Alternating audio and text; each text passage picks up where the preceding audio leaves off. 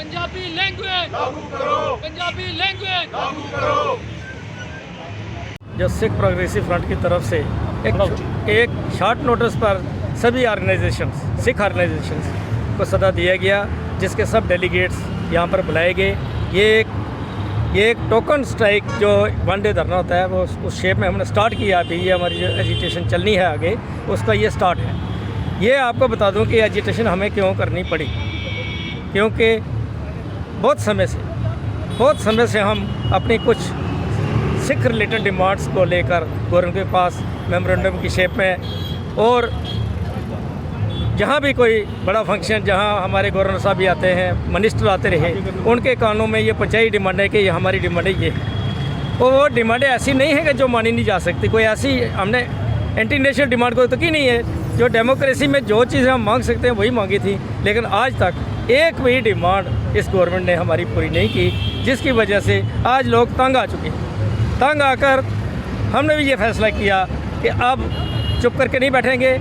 हमने बोला था कि सड़कों पर आएंगे और हमने आज से सड़कों पर आना शुरू कर दिया है। डिमांडों के बारे में आपको पहले भी बता चुके हैं, लिख कर दिया। हमारी जो डिमांडें हैं वो सब जो जैसे जब भी इस गवर्नमेंट में पीएससी, आपको पता है पीएससी का गठन होता है, पब्लिक सर्विस कमीशन का गठन होता है, तब क्या होता है कि सभी कम्युनिटीज़ को रिप्रेजेंटेशन दी जाती है। और आज तक सिख मेंबर हर पब्लिक सर्विस कमीशन का मेंबर रहा है, हर बार रहा है। सिर्फ इस बार जब से ये बीजेपी गवर्नमेंट आई है और कोई सिख मेंबर इन्होंने नहीं लिया, उससे हमारी कौम को बहुत धक्का लगता है। क्यों? कि हमारे बच्चे भी पढ़ते हैं, जो उनको भी उम्मीद होती है कि हमारा भी कोई आदमी होगा, हमारा भी नाम वहाँ से आ सकता है, वो नहीं लिया गया।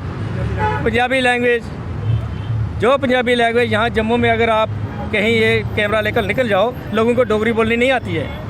पंजाबी ज़्यादा बोलेंगे क्योंकि पंजाबी से ही डोगरी बनी है। मैं आपको बता दूँ, यहाँ पर महाराजा रंजीत सिंह का राज 40 साल तक रहा है और उस वक्त पंजाबी लिखी भी जाती थी यहाँ पर। मुझे नहीं लगता कि इनकी लिपि भी होगी डोगरी की या किसी और लैंग्वेज की जो इन्होंने ऑफिशियल लैंग्वेजेस बनाई है। हमारी तो लिपि है। इस पंजाबी लैंग्वेज को ऑफिशियल लैंग्वेज से बाहर निकाला गया। जो पंजाबी लैंग्वेज यूनिवर्सिटी तक पढ़ाई जाती थी, स्कूलों में पढ़ाई जाती, प्राइमरी स्कूलों में पढ़ाई जाती थी, वहाँ से टीचर ख़त्म कर दी गई। इससे हमें लगता है कि ये डिस्क्रिमिनेशन जो है ये सिखों के साथ पार्टिकुलरली की जाती है। और